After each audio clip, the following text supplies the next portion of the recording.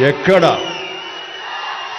కళాకారులు గౌరవించబడతారో సన్మానించబడతారో ఆ రాజ్యం సుభిక్షంగా ఉంటుంది, చల్లగా ఉంటుంది అన్నది మన పెద్దలు చెప్పిన మాట.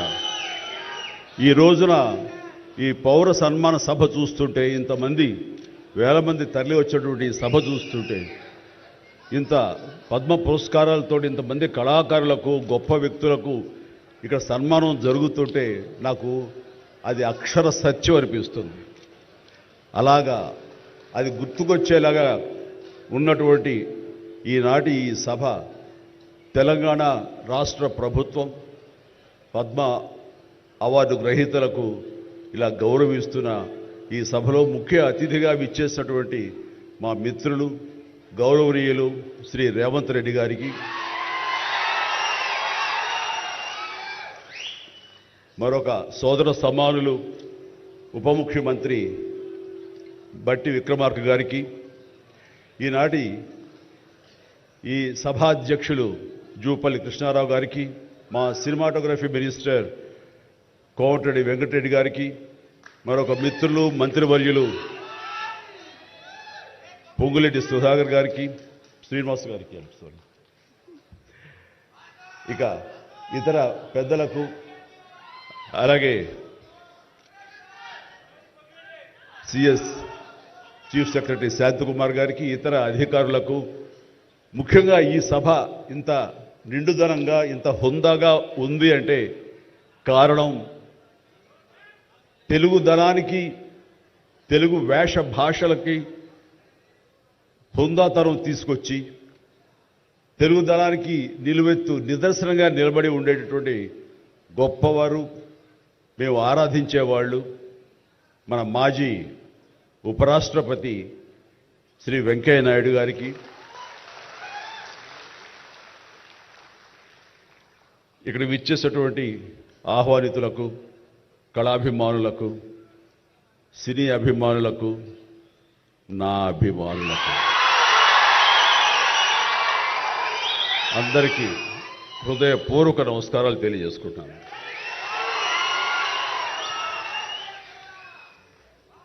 నాకు నిజంగా మా ఇంట్లో అడిగారు, పద్మ విభూషణ్ అవార్డు అనౌన్స్ చేయగానే చాలా ఆనందంగా, ఎంత ఆనందపడుతున్నారు ఏంటంటే, నిజంగా పద్మభూషణ్ అవార్డు వచ్చినప్పుడు నాకు ఉన్న ఆనందం అంతా ఇంత కాదు.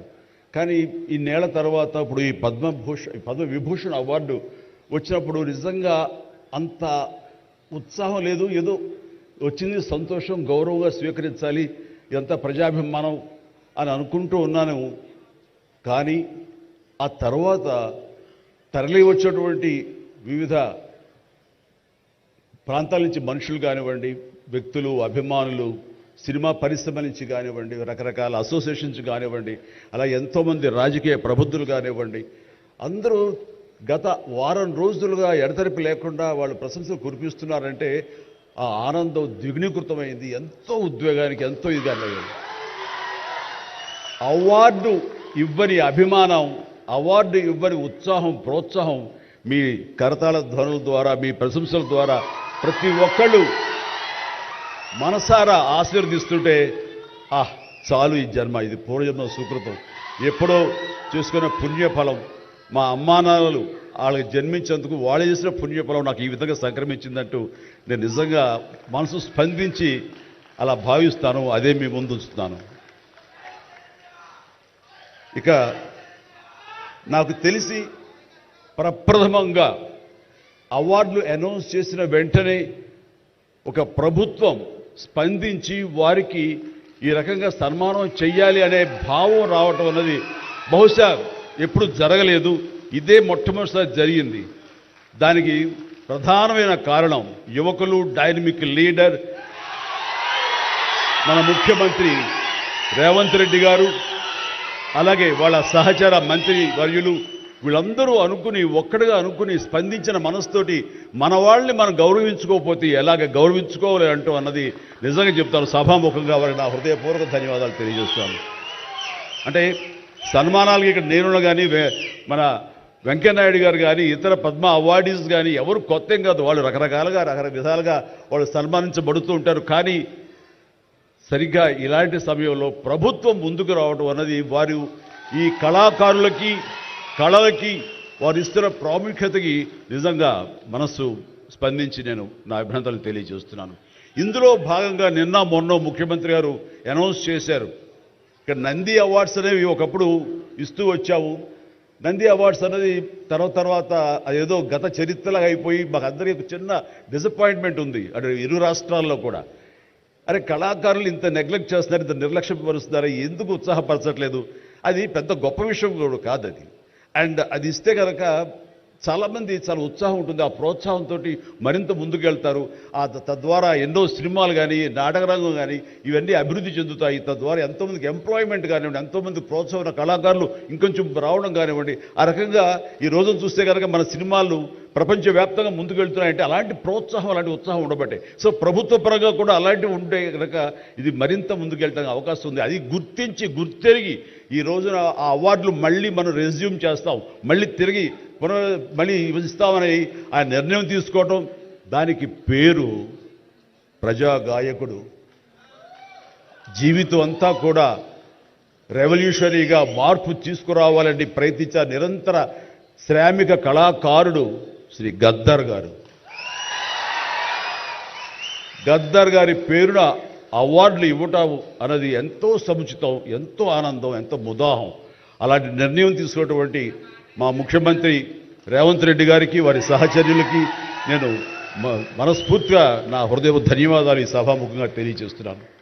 అండ్ ఇక్కడ నాకు ఈ అవార్డు రావడం ఆనందం, కానీ ఆనందం మరింతగా ఉండటానికి కారణం మేము చిన్నప్పటి నుంచి ఎంతో అభిమానించి ఆయన చూసుకుని ఇన్స్పైర్ అయ్యాం. వారే స్టూడెంట్ లీడర్గా ఉండి జయాంధ్ర కోసం అప్పట్లో స్టీల్ ప్లాంట్ కోసంగా ప్రయత్నం చేసినటువంటి వెంకయ్యనాయుడు గారు. ఆయన వైజాగ్ కాలేజీలో యూనివర్సిటీలో ఆయన స్టూడెంట్గా ఉన్నప్పుడు ఆయన ఇచ్చిన పిలుపుకి ఎక్కడో నర్సాపురంలో ఉండే మేమందరం స్పందించి స్ట్రైక్ చేయడం అనేది జరిగింది. ఆ రోజు నుంచి కూడా మాకు ఒక లీడర్ లాగా, మా నాయకుడిలాగా ఆయన మేము భావిస్తూ వచ్చి నన్ను అలాగా మేము ఎదిగాం. ఆయన అప్పటి నుంచి అబ్జర్వ్ చేస్తూనే ఉన్నాను. ఆయన వాగ్ధాటికి నేను పెద్ద ఫ్యాన్ని. ఆయన మాట్లాడే మాటలు అలాగా నోరు వెళ్ళగట్టి చూస్తుంటాను. ఇప్పుడు కూడా అదే ఎదురు చూస్తాను. ఆయన ఎంత ఓపికగా మాట్లాడతారో తెలియదు, కానీ డెఫినెట్గా అలరిస్తారంటూ ఎలాంటి సందేహం లేదు. సో ఆ రోజు నుంచి ఈ రోజు వరకు కూడాను ఆయన రాజకీయంగా ఒక హుందాతనంతో రియల్ స్టేట్స్మెన్ ఇన్ పాలిటిక్స్ అన్నది ఆయన నిర్మాణాత్మకంగా అలా ముందుకెళ్తూ ఈ రోజున అత్యున్నతమైన పొజిషన్ మాజీ ఉపరాష్ట్రపతిగా ఆయన నిర్వహించి తన బాధ్యతలు చేశారు. కానీ ఆయన ఎప్పుడూ మదనపడుతుంటారు. నాతో కూడా ఆయన షేర్ చేసుకున్నారు. రాజకీయాలు రాను ఇలాగా దుర్భాషలతోటి వ్యక్తిగత విమర్శలతోటి ఇలా దిగజారిపోతున్నాయి చిరంజీవి గారు. ఇది కాదు, ఇది ఆ హుందాతనం ఉండాలి. ఉండి కూడా ఎన్ని సాధించాం మేము. అది ఇదవుతున్నట్టు ఎంత మదన పడుతున్నారంటే వన్ కూర్చున్నప్పుడు ఆయనతో నాతో చెప్పినప్పుడు ఇప్పుడు కూడా అలాగే అయిపోతుంది. అలా అవ్వకుండా ఉంటే బాగుంటుంది అంటే అలాంటి అవ్వకుండా ఉంటే బాగుంటుందన్న ప్రయత్నంలో నేను కూడా మిమ్మల్ని ఇన్స్పిరేషన్గా తీసుకుని నేను వెళ్ళినవాడేనండి. కానీ ఆ ధాటికి ఆ మాటలకి మాట పడటం మాట అనటం ఇది నా వల్ల కాదు, మీలాగనే. కాబట్టి నేటి రాజకీయాల్లో మనం అన్ఫిట్ అంటారా, లేకపోతే మనలాంటి వాళ్ళు ఇలాగా ఎగైన్ ప్రతిసారి ప్రతి చోటని చెబుతూ ఉంటే ప్రజలు వాళ్ళు మోటివేట్ అయ్యి అలా దుర్భాషలాడి రాజకీయంగా వ్యక్తిగతంగా విమర్శ చేసే వాళ్ళని కానీ తిప్పి కొట్టగలిగితే ఖచ్చితంగా మీరనుకున్నది నేను అనుకున్నది జరిగి తీరుతుందండి. ఒక వాజ్పేయి గారు ఆ రోజుల్లో స్టేట్స్మెన్ అంటారు. ఆయనలాగా మళ్ళీ అంత హుందాతనం మళ్ళీ మనం ఈ రోజున మనం వెంకయ్యనాయుడు గారిలో చూస్తున్నాం. అయితే ఆయన రాజకీయంగా కొంచెం విశ్రమించారు కాబట్టి ఈ రోజున ప్రజలే ఆలోచించుకోవాలి. అలాగా నోరు జారే వాళ్ళని దుర్భాషలాడుతూ వ్యక్తిగత విమర్శలు చేసేవాళ్ళని తిప్పికొట్టే విధంగా నిర్ణయించే శక్తి మీకే ఉన్నది, మీరే నిర్ణయించుకోవాలని చెప్తున్నారు.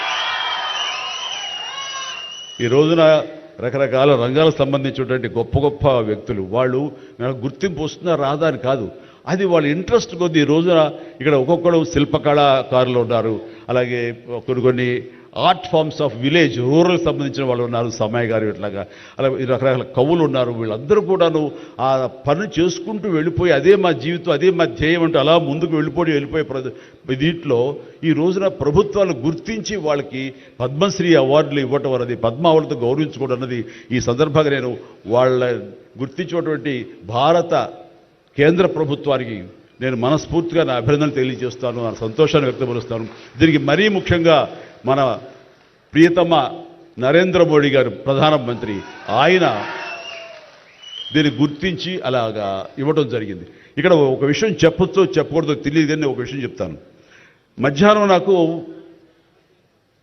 అవార్డు మీకు ఇవ్వాలనుకుంటున్నాము, మీకు మీ కన్ఫర్మేషన్ కానీ మీ యొక్క ఆమోదం మాకు తెలియాలంటూ హోమ్ డిపార్ట్మెంట్ నుంచి ఫోన్ వచ్చినప్పుడు ఒక షాకు లోన్ అయ్యాను. అప్పటికి ముందు నుంచి స్పెక్యులేషన్స్ ఉన్నాయి, కానీ నాకు ఇవన్నీ కూడా వస్తాయి లేవో అనే దాని మీద ఎప్పుడో మీమాంస ఉండేది నాకు. వాళ్ళు చెప్పగానే సంతోషించాను. సో ఈవినింగ్ ఎన్నింటికి వస్తుందని వాళ్ళు 6-7 o'clock వస్తుంటే అప్పటి నుంచి అలా టీవీలు ముందు కూర్చున్నాను. సో కొంతసేపు చూసేసరికి రాలేదు వచ్చినాయి అని గబగ నేను సర్దుకొని కూర్చుంటే ముందు పద్మశ్రీ అవార్డులు ఒక 34-36 వచ్చినాయి. ఆ తర్వాత నెక్స్ట్ మందే కదా అనుకుంటూ అందరూ సర్దుగా రెండు పిల్లలు గొడవ చేయకుండా కూర్చోండి రే ఇష్యూగా నా పేరు వస్తుంది అంటూ కూర్చాను. అరగంట అయింది రాలేదు, గంట అయింది రాలేదు, గంటన్నర అయింది. ఓరి బాబు ఏంటిది, ఏదైనా తిరిగి ఏమైనా మారుస్తారా, మనకి వచ్చే అవకాశం లేదని చిన్న మీమాంసలో ఉన్నారు. ఆ తర్వాత వచ్చిందనుకోండి. ఆ తర్వాత ఇదే డౌట్ నేను మన వెంకయ్యనాయుడు గారి ఇంటికి వెళ్ళి ఆయన గౌరవంగా ఆయన సన్మానించుకున్నప్పుడు ఆయన ముందు చెబితే ఇదంతా కూడా నరేంద్ర మోడీ గారు ఒక ఆలోచన అండి. పద్మశ్రీ అవార్డులు చాలా బడుగు బలహీన వర్గాలకు సంబంధించినటువంటి చిన్న స్థాయి కళాకారులకు వచ్చింది. ఒకేసారి వెంకయ్యనాయుడు గారి పేరు, చిరంజీవి పేరు, పద్మ సుబ్రహ్మణ్యం పేరు, వైజయంతిమాల బాలి పేరు వస్తే కనుక అది సుస్పష్ట, అది ప్రముఖంగా వేసేస్తారు. అలా వేసినప్పుడు వీళ్ళ గురించి ఎవరు చెప్పుకుంటారు? కాబట్టి వీళ్ళ గురించి చెప్పుకోవాలి అంటే గంటన్నర టైం మధ్యలో గ్యాప్ ఇవ్వండి. గంటన్నర వరకు వాళ్ళ గురించి చర్చ జరుగుతుంది. వాళ్ళు ఎవరు అంటారు, ఇక్కడ సమ్మయ్య ఎవరు, ఆచార్య గారు ఎవరు, ఇలా పేర్లని చెప్పుకుంటూ వాళ్ళ గురించి ఆలోచిస్తారు, చర్చించుకుంటారు. వాళ్ళకి గుర్తింపు వస్తుంది. అది రిజిస్టర్ అయిన తర్వాత దెన్ చిరంజీవి వెంకయ్యనాయుడు గారు ఏంటప్పుడు ఇష్టం అన్నారు. అది నిజంగా గొప్ప ఆలోచన, గొప్ప ఇది. వారి గురించి తెలుసుకున్న తర్వాత నాకు నరేంద్ర మోడీ గారి మీద గౌరవం మరింత పెరిగింది ఆయన ఆలోచించి. సో ఇలాంటి సన్మానం జరగటం అన్నది నాకు నిజంగా అత్యంత గౌరవంగా భావిస్తాను. నా జన్మ సార్థకమైందని భావిస్తున్నాను. ఎన్నో కార్యక్రమాలు చేశాను. ఇది సినిమాల్లో రాణించిన కూడా సినిమాల్లో ఎంతో ప్రథమ స్థానంలో ఎన్నో సంవత్సరాలు దశాబ్దాలుగా ఉండటమే కాకుండా ఆర్టిస్ట్కి సామాజిక బాధ్యత, సామాజికటువంటి సేవ చెయ్యాలి. అది నేను అనుకోను కాదు, ఏమీ కాదు, నాకు అనిపించి నా అభిమానులు అందరూ కలిపి వాళ్ళు ఎంతసేపటికి సినిమా థియేటర్లకో వాల్ పోస్టర్లకో పాలాభిషేకాలకో వీటి కొట్టుకోవడాలు వీటికి ఉండేటటువంటి కల్చర్ని మనం మార్చాలి అనే ఉద్దేశంతో వీళ్ళందరూ శక్తివంతులు. ఇలాంటి శక్తిని అన్గైడెడ్ మిస్సైల్లా ఉండకుండా దీని అన్నింటి ఛానలైజ్ చేస్తే కనుక వీళ్ళ చేత సత్కార్యాలు మనం చేయించుకోవచ్చు అనే భావం నాకు లేట్ 90s వచ్చింది. అందులో భాగంగా ఆ రోజున బ్లడ్ దొరకక ఎంతోమంది మరణిస్తున్నారని తెలిసిన తర్వాత ఇంతమంది ప్రజానీకం ఉండి కేవలం బ్లడ్ అనేది హాస్పిటల్లోనో లేకపోతే ఫార్మస్యూటికల్స్లోనో దొరకదు మనకి. అది మనిషి ఇంకో మనిషికి ఇస్తేనే దొరుకుతుంది. అలాంటిది మనుషుల్లో ఇన్స్పైర్ చేయక వాళ్ళు స్పందింపచేసే విధంగా ఎవరు ముందుకు రాక జరుగుతుంది. కాబట్టి నేను ఎందుకు చేయకూడదు? నా అభిమానులు అనేవాళ్ళు ఎస్ ప్రాణం ఇస్తామంటారు. ప్రాణం వద్దు, రక్తం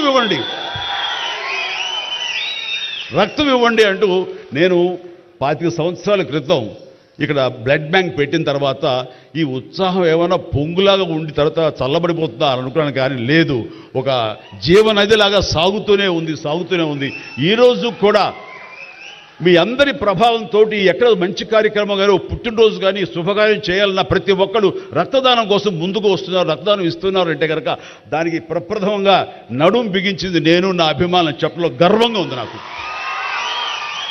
ఈ రోజుకి. అలాగే మొన్న కరోనా క్రైసిస్ వచ్చినప్పుడు బయటికి వెళ్ళే అవకాశం లేదు, ఉపాధి లేదు, ఇంట్లో కట్టుబడి ఉండాలి. ఇలాంటి పరిస్థితుల్లో వాళ్ళందరికీ నిత్యావసర వస్తువులకు చాలా కష్టపడిపోతారు అనుకున్నప్పుడు నా ఇతర మిత్రుల సహాయ సహకారాలతోటి నేను పెద్ద ఎత్తున వాళ్ళకి 4 నెలల పాటు మన ఇళ్లలో తినే హై క్వాలిటీ గ్రాసరీస్ నేను వాళ్ళకి అందివ్వడం జరిగింది. అది వాళ్ళు బయటికి రాలేరు, పోలీసులు వాళ్ళు చాలా స్ట్రిక్ట్గా ఇంటికే పరిమితం చేస్తారు, ఏం తింటారు. అప్పుడు నా అభిమానులు నేను ప్రోత్సహించి వెళితే నా అభిమానులు ప్రతి ఇంటికి వెళ్ళి ఆ బ్యాగ్స్ ఇచ్చేవాళ్ళు. అది గొప్పగా నాకు ఎంతో సంతృప్తి ఇచ్చింది. అలాగే ఆక్సిజన్ దొరకని పరిస్థితుల్లో, ప్రభుత్వాలు కూడా చేయలేని పరిస్థితుల్లో, హాస్పిటల్స్ అన్నీ కూడా చేతులు తీసిన పరిస్థితుల్లో నేను నా మిత్రుల సహకారంతో నేను స్వయంగా నా అభిమానులతో వారం రోజుల్లో 32 ప్లేసెస్లో ఈరోజు ఆక్సిజన్ అందివ్వడం జరిగింది. అలాగే కాన్సన్ట్రేటర్స్ ఇవ్వడం జరిగింది. ఇవన్నీ కూడా ఏంటంటే చెయ్యాలనే తపనతోటి, బహుశా ఇవన్నీ కూడాను నాకు ఈ రోజున ఈ అర్హత రావడానికి, ఈ అవార్డు రావడానికి నాకు దోహదపడిందేమో అనుకుంటున్నాను. భగవంతుడా ఇంకా నాకు ఈ శక్తి సామర్థ్యాలు ఇవ్వు, ఈ ఆలోచన ఇవ్వు. నేను అవార్డుల కోసం ఎదురు చూడను, అవార్డులు రావాలి కోరుకోను, లేకపోతే చాలు. వాళ్ళ గుండెలు ఉండే ప్రేమ కంటే ఏ అవార్డు పెద్దది కాదు. కాబట్టి ఇలాగా మిగతా జీవితం సినిమాలు చేస్తూనే ఉంటా, డ్యాన్సులు ఆడుతూనే ఉంటా, ఫైట్లు చేస్తూనే ఉంటా, మిమ్మల్ని అలరిస్తూనే ఉంటా. అలాగే ఈ సేవా కార్యక్రమాలు కొనసాగిస్తూనే ఉంటాను. ఇది మీకు చెబుతూ ఈ అవకాశం ఇచ్చినటువంటి తెలంగాణ రాష్ట్ర ప్రభుత్వానికి, మరీ ముఖ్యంగా మా ముఖ్యమంత్రి గారికి, మా ఉప ముఖ్యమంత్రి భట్టి గారికి, అలాగే మా సినిమాటోగ్రఫీ మినిస్టర్ గారికి, మిగతా ఇతర మినిస్టర్స్ అందరికీ నా హృదయపూర్వక ధన్యవాదాలు తెలియజేస్తూ థ్యాంక్ యూ సో మచ్. జై హింద్.